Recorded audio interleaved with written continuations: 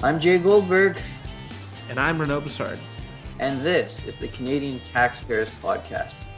Here at the CTF, we're dedicated to lower taxes, less waste, and of course, more accountable government. Now, in this episode, we're going to dive into all the taxes you pay every time you fill up your gas tank. And in Waste Watch, best-selling Canadian author Margaret Atwood, she went gallivanting with kangaroos in Australia, and it looks like we all paid for it. But first, it seems like Canada's two biggest cities, Montreal and Toronto, are trying to outcompete each other for building ultra expensive parks. What's happening, Renaud? It's just plain insane. It seems that after Toronto Mayor John Tory announced his plans for $1 billion floating park, well, Montreal Mayor Valérie Plante got to thinking, and she wanted one of those floating park things of her own. Oh no, this is the worst kind of copycatting. It really is. So the city announced last month that it would spend $970 million to renovate the Jean Drapeau Park, where the World's Fair was held in 1967. Now, that's $1 billion park, which just happens to be located on an artificial island in the middle of the St. Lawrence River. Okay, so wait a second. In Toronto, at least Mayor Tory was talking about spending tons of money to build a new park, but you're telling me in Montreal they just want to spend just under $1 billion to renovate a park that already exists. That's right. The city is looking to spend the next decade refurbishing this thing. They're going to plant new trees, they're going to redo the park design. So we're not even getting a new park for that price. But I seem to remember now, I think it was about a year ago, Montreal, the mayor, everybody came out and said the city was out of money. They were crying poor, desperate for cash, and now they're talking about a $1 billion park of their own. Oh yeah, of course. The city was crying poor a year ago, and let's be frank, the city's budget issues are not over. According to City Hall's estimates, it must either cut 300 million or find new revenues, or we call those tax hikes of 300 million bucks to balance its budget this year, and that's out of a $6 billion budget. And we have to remember, of course, those of us who are fans of municipal politics, cities can't run deficits, which some of us definitely think is a good thing. But that also means that if you want to spend all this new money and you can't run a deficit, well, that's going to turn into tax hikes pretty soon.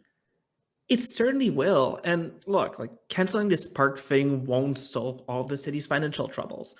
This is $1 billion over 10 years. And the shortfall this year is 300 billion, and that's on the operating side, whereas the park would be on the capital side. But it certainly is not helping. It's a bit like going into debt to buy a brand new Cadillac when you're not even sure how you'll pay your rent this month.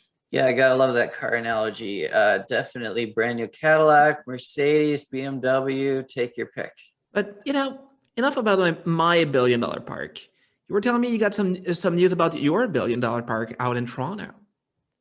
Renaud, I certainly do have some news here out of Toronto, and we're hoping that it's going to be really great news for taxpayers. It's not final yet, but we're hoping. Some of you may know, Jasmine and I have come on talking about this almost $4 billion floating park in downtown Toronto that Mayor Tory is wanting to build near Union Station, and he's been pitching it to the people of Toronto in the midst of the pandemic.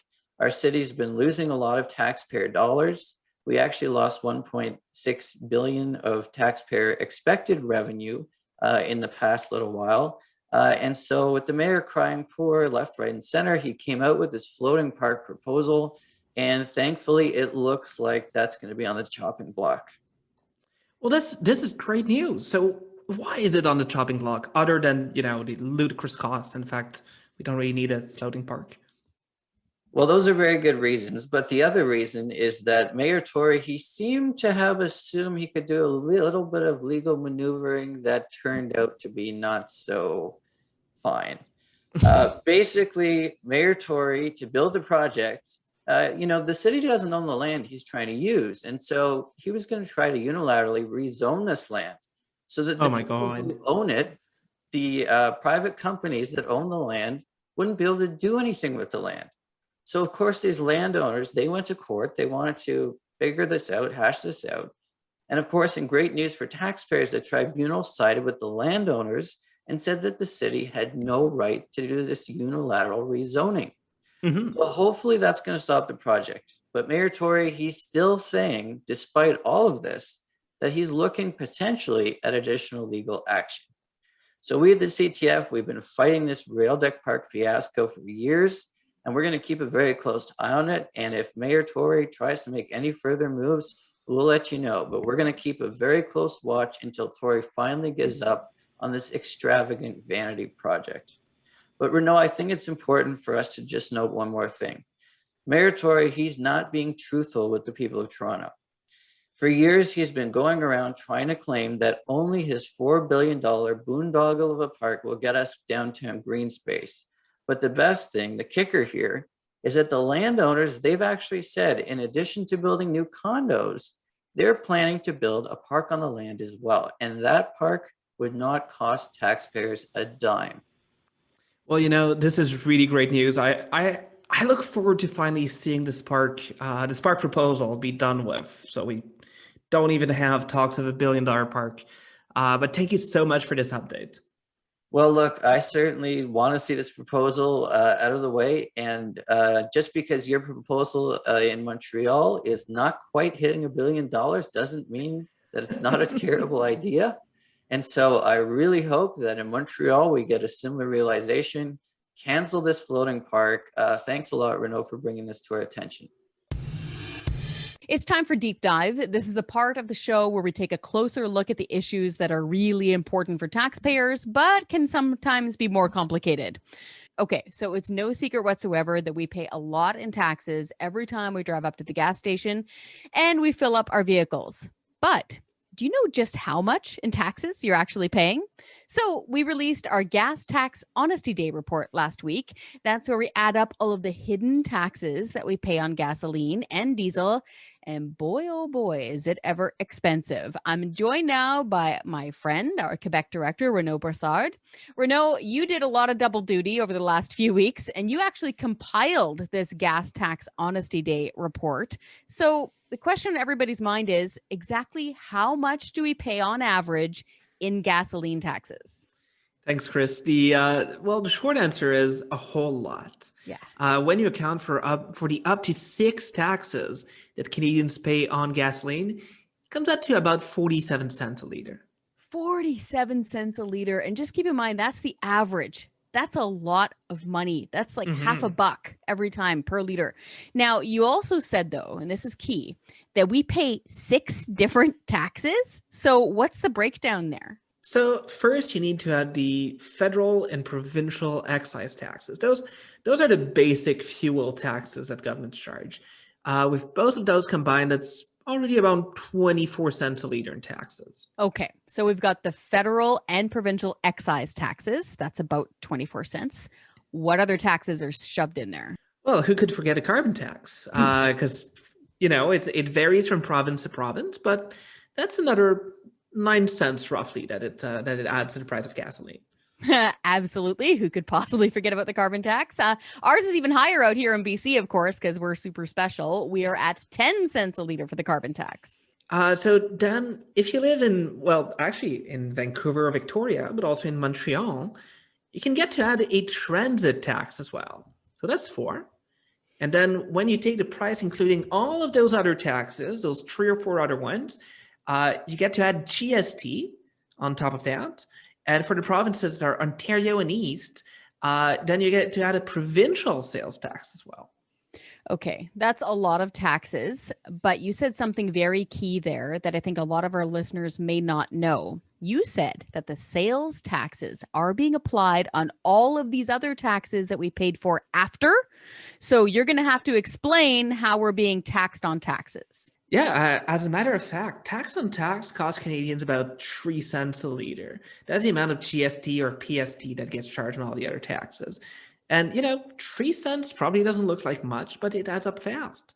That's a bit over $2 every time you go to fill up, say, a minivan, for instance. So, over a year's worth of fill up, those $2 add up to some real money. It really does. And when you think about it, this is just fundamentally unfair. Who in their right mind thinks that taxing taxes is okay? And I want that $2. That's my money. I could use $2 to buy my kid a bottle of milk for our car trip. But no, instead it's going into government coffers as a tax on tax. So who are the most unlucky motorists in Canada? Who's paying the tops when it comes to gas taxes in all the land? Well, I've got two bad news for you here. First one, there's actually a tie. There's two places, not just one, that is just so bad in gas taxes that they kind of competed for the top. And I don't want that. It's you and I. Both Montreal and Vancouver are ex aequo, paying 54 cents of tax for every single liter of fuel we buy. Okay, first, my blood pressure's through the roof, so I'm going to think of something fun first. You said ex aequo. What does that mean? Yeah, sorry, that's my French getting in there. I thought it was one of those well-known Latin locutions that somehow makes its way into French and sometimes also English. No, mon ami. But it got lost in translation. It just means that they're equal. Well, it sounds very fancy and nice, and it's a nice quick mental break from the infuriating levels of taxes. Okay, let's look at that. Is a lot of tax you just described. Here in BC, we pay a huge second carbon tax. That's around 14 cents per liter of gasoline. And it doesn't seem like things are going to get much better, because stay tuned. For all you folks that are laughing at Vancouver, haha, look at you with your silly carbon taxes. Prime Minister Justin Trudeau's proposed carbon tax hikes are going to hit all of Canada. The federal minimum carbon tax right now is at $40 a ton. And that's already translated, get that, into about 9 cents per liter increase in the price of gasoline across Canada. But when you think about it, we haven't seen anything yet, because that's going to go up to $170 per ton. And they want it to reach that level by the year 2030. So, my friend, within the next 9 years, how much is that going to work out per liter? Once we hit 170 per ton, how much is that going to be per liter? That's about 40 cents of carbon tax a liter. 40 cents in the first carbon tax alone. Incroyable. It is a lot. Okay. So to that, you need to add all of the other taxes that you just described, as well as the 5% GST on top of everything else, and sometimes even provincial sales taxes. You're absolutely right. It is a whole lot of tax. And actually, let's see just how bad it's going to get when we reach at $170 level. So let's take New Brunswick, for instance. That province is pretty much in the middle of the pack right now with regards to gas taxes. It pays about 46 cents a liter in tax. Canadian average is 47. So sure, it's definitely more than Alberta's 38 cents, but it's definitely less than Montreal and Vancouver's 54 cents. Mm-hmm. So if you were to assume that nothing other than carbon tax changes, you'd get an 81.6 cents a liter tax bill. From 46 cents. That's almost doubling it. Okay, so at 81 cents per liter, let's do the math. That would then cost you more than $60 in taxes every time you fill up a minivan. And I really want to stress this to folks. Don't listen to the politicians who like to get away with things like, oh, per ton, per ton. Nobody talks like that. Figure out the fuel tank capacity on your vehicle and do the multiplication, do the math. Bear in mind, you're just talking about one province here. You're talking about New Brunswick. Mm-hmm. And we're also assuming that the pre-tax price increase as well won't change. Like, good luck with that. So when you look forward into the future, it's hard to even think about how much more this would cost in places like BC or Montreal, where gas taxes are already even higher than that. It really is quite high. And, ultimately, it's all of us who are stuck paying for it. We've seen the price of everything go up already. Groceries are more expensive. Housing is more expensive. And taking more cash out of taxpayers' pockets with such a large tax hike, that's just not going to do anything to help Canadian families who are struggling to afford everyday expenses. That's absolutely right. And we need to remind everybody that transportation is essential. This is how most people get around. This is how we get to and from work, to and from school. It's how we get to the grocery store. This does affect even the price of food. So these sky-high gasoline and diesel taxes are going to hit you in your wallet. And if you don't want to get nuked with them ever increasing over the next few years, you need to do something. So do us a favor, go to our website, taxpayer.com, or check out our show notes and read the Gas Tax Honesty Day report. Figure out what you are paying in gasoline and diesel taxes, and then do something about it. If you're sick of being screwed over at the gasoline pumps, pick up the phone and send an email to your member of parliament and to your member of your legislator, and you tell them that you're tired of paying these high gasoline and diesel taxes and to cut them. It's time for Waste Watch, the fun part of the show where we highlight the politicians and bureaucrats who waste our money in, let's call it, spectacular ways. Now, this week, our investigative reporter, James Wood, he's back on the podcast with a story about Margaret Atwood, Australia, and of course, the Mission Cultural Fund. Now, I don't know about you guys, but I am both concerned and intrigued. Yeah, both of those feelings are very relevant for this story. So turns out that right before COVID-19 kicked off in Canada, the folks at Global Affairs thought it would be a good idea to give a little boost to Margaret Atwood's Australian book tour, which took place in February 2020. That little boost was to the tune of just under $10,000. All right, you know what, Jimbo, I have to come clean here, man. You know, I know of Margaret Atwood. Margaret Atwood, you know, I've heard the name before. I think she's probably rich because I heard the name before, but I don't actually know who she is or what she does. So why don't you give me a little bit of background here on Margaret Atwood? Oh, no worries there. No worries there. Okay, so Margaret Atwood is one of Canada's most famous and successful authors. I would bet that the people listening have probably heard of The Handmaid's Tale, which is Atwood's most widely known work and has been adapted into an extremely grim TV show on Hulu, I believe, and also presumably in the process made Atwood a ton of money. She's got an estimated net worth of $20 million and is definitely among the country's cultural elite. Not exactly someone you think the government would need to subsidize in any way, shape, or form, and yet she's still got our money. All right, so Atwood is a multi-millionaire, estimated net worth of about $20 million.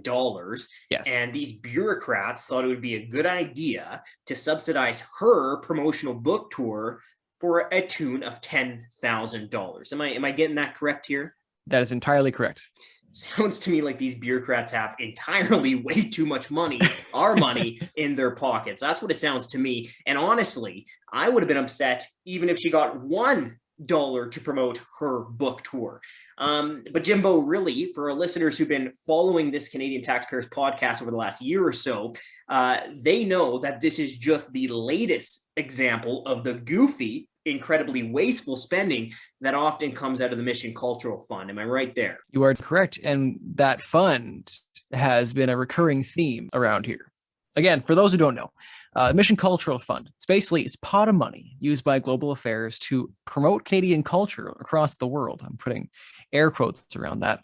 Color me shocked, but the stuff being promoted usually leaves me with more questions than warm patriotic feelings. Examples include close to $52,000 for a Bryan Adams photography show in Toronto, featuring pictures of Justin Trudeau and the Queen, and just over $8,800 for an art show in Germany that featured giant talking sex toys.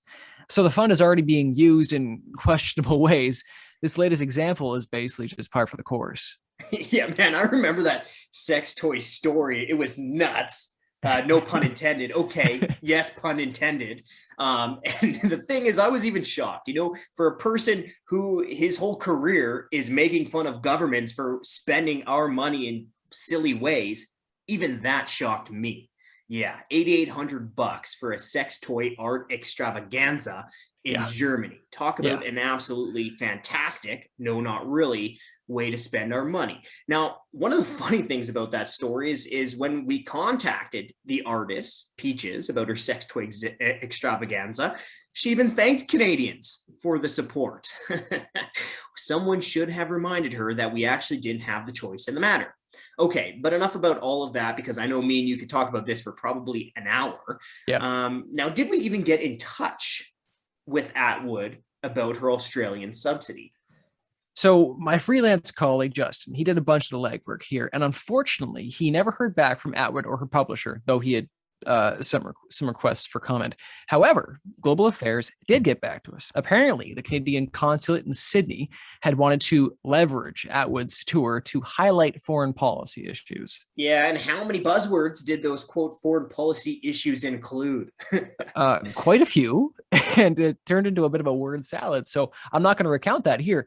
On top of that stuff, on top of that goal they had helped to invite guests to Atwood's book readings in Sydney, Brisbane, Canberra, and Hobart, along with post-show events that drew in apparently high-profile guests.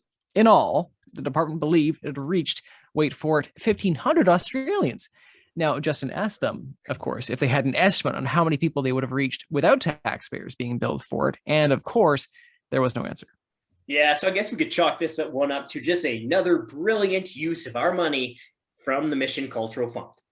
Yeah, brilliant is a very polite word to use here. Not exactly the word I'd be inclined to use, but for now, we'll stick with that. All right, James. Well, hey, man, thanks for bringing this to our attention. And for any of our listeners out there who hears this and just wants to help us scrap that Mission Cultural Fund to shut it down, well, we do have a petition up on our website with that goal in mind. Now, the full story on the Atwood tour is up there as well at taxpayer.com, and we're also going to link to the petition and to that story in the show notes. So please do go and sign your name to that petition. Please send it to your friends and family and help us get this wasteful pot of money shuttered down for good. Well, that's it, folks. That's our show. But just before we leave, we had some very interesting comments from some folks on Twitter or on our emails this week. Actually, some of you noticed this was Gas Tax Honesty Day. And as always, there's always these couple of folks from downtown that every single Gas Tax Honesty Day say, well, gas taxes might be 42% of the price of gas, but that's still not high enough as long as there's still people driving cars outside. Now, if you do live downtown, maybe gas taxes are not that big of a worry. After all, you can walk everywhere, bike everywhere, take transit everywhere. But for the rest of us who don't really have the fund to own a penthouse condo on Bay Street, we still need to drive from time to time. And we certainly mind those taxes. Absolutely. And this past week, I was getting a lot of messages. A lot of people had heard about when I tweeted, and of course in the podcast, we were talking about that $500,000 Doug Ford is handing to some Joe Bro Productions tiny filmmaker in North Bay, Ontario, to film a scary movie. Oh, yeah. Julie is Gone. And yeah, so that's $500,000 that Doug Ford announced he was going to hand over to this filmmaking company. And taxpayers are really, really riled up about this because I've heard from a lot of people on Twitter and a lot of people through email.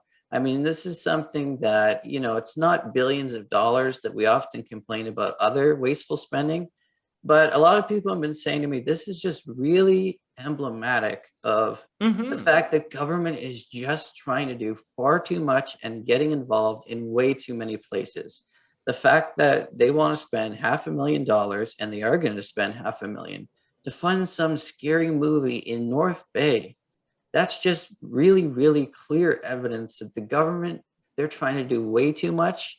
And because of that, they're wasting far too much of our tax dollars. We might find this $500,000 ways to be scary, but hopefully Doug Ford's government finds all of you taxpayers and your outrage quite scary.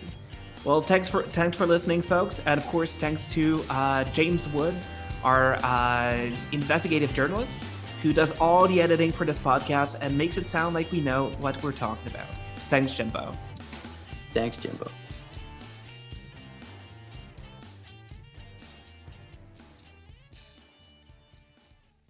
Hi, I'm Scott Hennig, President of the Canadian Taxpayers Federation. If you've got another minute, I'd like to ask you to think about the one person you know that would really enjoy listening to this podcast. Do us a favor and do them a favor and send them a quick note to let them know about it. At the Canadian Taxpayers Federation, we believe there is power in numbers. That's why we've worked so hard to build an army of taxpayers who are ready to push back. And we did it because people like you shared our work with that one person that they knew would really appreciate taking part. Thanks for listening, and thanks for doing your part to make Canada a better place.